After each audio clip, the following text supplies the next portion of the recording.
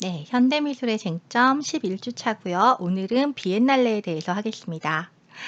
오늘 수업에 들어가기에 앞서서 제가 방금 전에 중간 강의 평가 피드백을 이제 쓰기 위해서 드디어 여러분이 적어주신 중간 강의 평가를 읽었어요.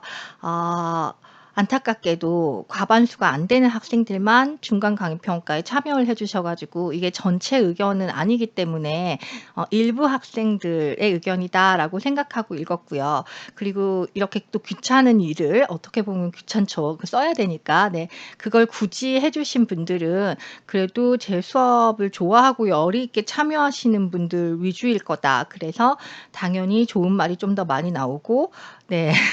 지금 수업 열심히 안 따라오고 계시는 분들은 그냥 어차피 안 했을 확률이 더 높기 때문에 네, 제가 그 점은 충분히 감안하고 가려 들으면서 읽었습니다. 그래서 칭찬을 그냥 칭찬으로 고지고대로 듣지 않고 네, 일부 의견으로 들었고요.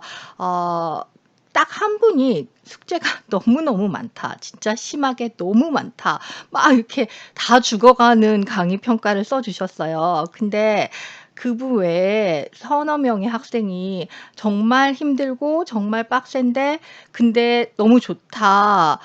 이렇게 해서 좀 느는 게 많다." 이렇게 얘기를 해 가지고 제 기분이 어떤 기분이냐면 그 필라테스 같은 거 아니면 그냥 운동시킬 때 되게 혹독하게 밀어붙이는 선생님 있잖아요. 그러면 몇 명 회원님들은 막 좋아하는 거예요. 막 이렇게 빡세게 굴려 주셔서 좋다고. 근데 이제 막 다 죽어가는 분이 있잖아요. 네. 그래서 물론 저도 이제 쪼끔 네, 조절은 하겠습니다. 그래서 하지만 이거 전체를 느슨하게 할 수는 없으니까요. 자기가 본인이 너무 힘드신 분들은 그 운동 가면 되게 많이 드는 말인데 알아서 쉬셔야 돼요. 그래서 자기가 너무 보고 오면 다 따라오려고 하지 말고 알아서 템포 조절 좀 하세요. 그래서 그 무리한 동작을 하다가 부상을 입는 그런 걸 전 전혀 바라지 않습니다. 그러니까 자기가 할 수 있는 만큼만 제가 이 강의 시작하면서 맨 처음에 미리 말씀을 드렸지만 이게 고학년 수업인데다가 교재 자체가 난이도가 있고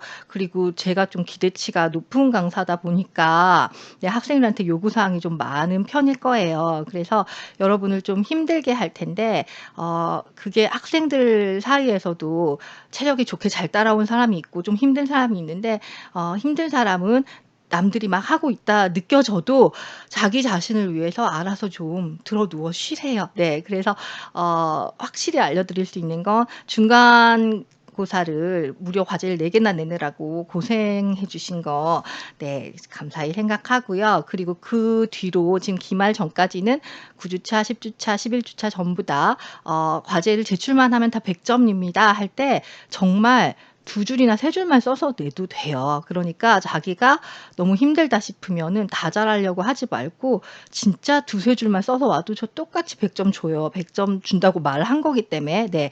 그런 짬짬이에 자기가 알아서 "요령껏 좀 쉬어 주세요."라고 제가 부탁을 드릴 수밖에 없네요. 네. 어쨌든 네, 그렇게 되어 가고 있습니다. 네. 그래도 어쨌거나 강의 평가를 좀 읽으니까 마음이 좀 놓여요. 그나마 어떻게 하고 계시는지도 쪼끔 느껴지고 그리고 제가 정말 잊어버리면 안 되는 게 저는 상명대에서 이 과목 하나 지금 가르치고 있지만 여러분은 또 여러분대로 여러 과목을 동시에 하고 있다는 걸 그래서 굉장히 힘든 특히 코로나 때문에 다 온라인이라 정말 힘든 때라는 거를 잊지 않도록 노력은 좀 해 보겠습니다. 네. 그러면 오늘 하게 될 비엔날레를 들어갈게요. 비엔날레는 우리 이 교재에 저는 이제 책이 다 떨어져서 아주 거지가 돼 버렸습니다. 우리 교재에 6 장에 있어요. 그래서 페이지로는 218 페이지부터 비엔날레 이 챕터이고요.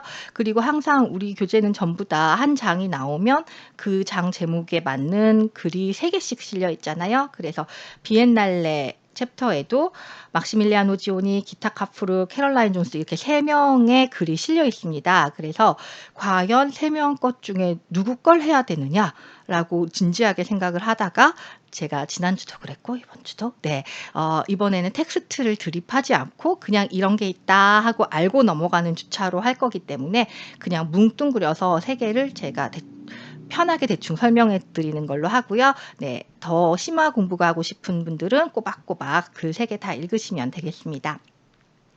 이 비엔날레라는 것은 좀 뭐랄까? 앞으로 어떻게 될지 저도 참 궁금한 부분이에요.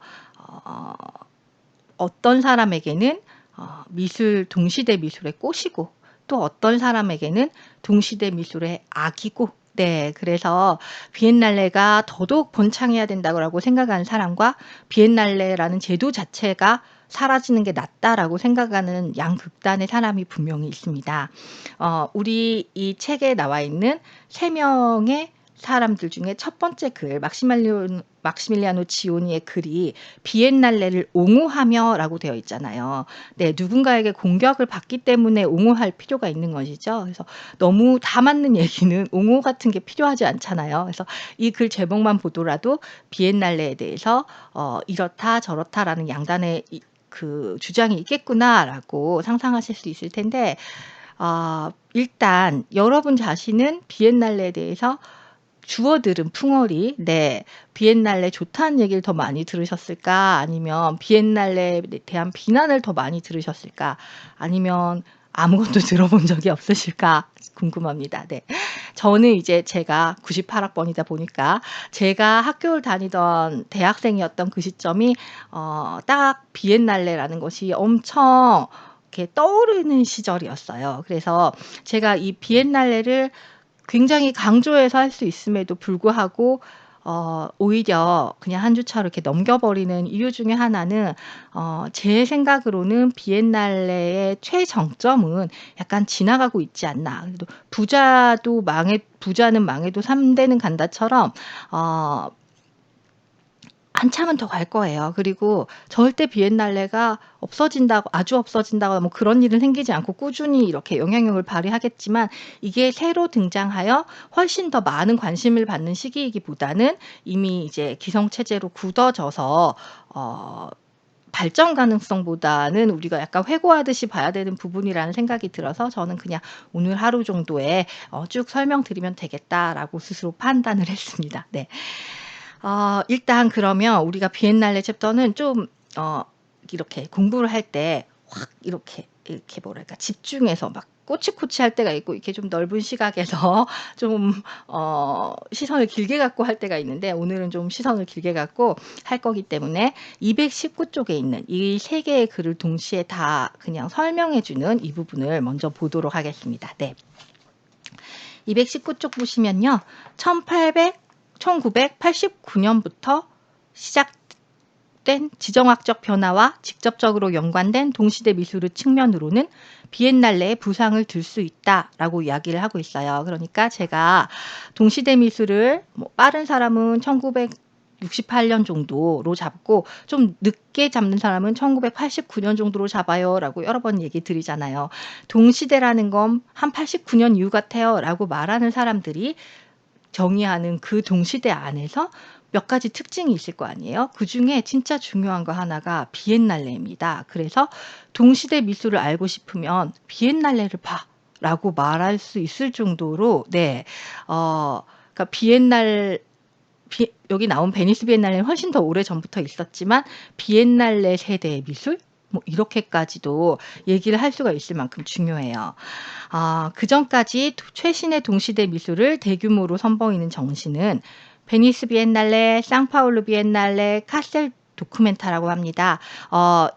이것도 카셀이란 도시는 독일에 있는 중소도시예요. 우리가 독일 큰 도시 하면 뭐 베를린, 뮌헨 막 이런 식으로 작지만, 카셀 자체는 그렇게 큰 대도시는 아닙니다만, 여기에서 5 년마다 한 번씩 하는 미술 행사는 너무나도 크고 중요한 행사입니다. 그래서 이렇게 3 가지를 세계 3대 비엔날레라고 말하는 사람도 있습니다. 근데 저는 개인적으로 그렇게 하는 거, 뭐 3 대, 4 대, 5 대, 6대 이렇게 하는 거 아주 의미 없다고 생각하거든요. 그냥 자기의 판단 기준에 따라서 되게 다른 거기 때문에. 네. 어쨌거나 이 세 가지는 1989년에 동시대 미술이라는 흐름이 오기도 전부터 이미 오래전부터 있었던 거고요. 베니스 비엔날레 같은 경우는 지금 100 년이 훌쩍 넘었어요. 1895 년도에 시작한 거니까. 네. 그래서 이렇게 비엔날레는 원래 있었지만 우리가 지금 첫 문장에서 89년 이후라고 말하면서 더욱 관심을 갖는 비엔날레들은 그 뒤에 나오는 비엔날레입니다. 네. 그 앞에 그 3개 정도로 한정되어 있을 때는 이게 전 세계 미술의 큰 흐름이라기보다는 그냥 유럽에는 베니스 비엔날레나 카셀 도쿠멘타라는 게 좀 있고 상파울루에서도 비엔날레라는 걸 해 정도였다면 89년 이후에 비엔날레가 제가 알기로 300 개가 훨씬 넘게 생겼어요. 크고 작은 게. 우리 무슨 지자체가 되면서 뭐 단감 아가씨, 단풍 아가씨, 딸기 아가씨, 인삼 아가씨 막 이러면서 그 각각 축제가 막 동네마다 생겨 가지고 '무슨 잡다한 축제가 이렇게 많나.' 뭐 예 그런 느낌 받았던 것처럼 전 세계 각 나라마다 비엔날레를 미친 듯이 만들어 냈던 시기가 옵니다. 지난 20 년간 전 세계적으로 수많은 비엔날레가 등장해 국제 미술계의 한 부분으로 굳건히 자리를 잡았는데 당시 등장한 대부분의 비엔날레는 하고 고작 3개 나왔는데 한국계 들어갔네요. 광주, 아바나, 요하네스버그와 같이 전통적으로 예술의 중심이라 여겨지지 않았던 곳에서 생겨났으며 이는 흔히 특정 지역이나 도시를 세계 속에 자림하고자 하는 바람의 결과라고 할 수 있다. 그래서 자, 앞에 언급된 3 개의 비엔날레와 뒤에 언급된 3 개의 비엔날레와 또 이 3 개만 언급됐지만 실은 몇백 개 있는 더 많은 비엔날레가 공존합니다. 동시에 하고 있어요. 예. 그래서 이 앞에 3 개는 전혀 권위를 잃지 않았고 그렇죠. 오래된 전통적인 비엔날레로서 오히려 얘네들 신생 비엔날레가 생김으로 해서 더더욱 '비엔날레는 뭐야?' 하면은 사람들이 뭐는 뭐의 정의 같은 거 따질 때 '비엔날레는 뭐야?' 하면은 항상 그 시작은 1895 년에 베니스 비엔날레 뭐 이렇게 얘기가 돼요. 근데 얘는 꾸준히 해 오다 보니까 뒤에 비엔날레들에게 힘을 받은 거고요. 네.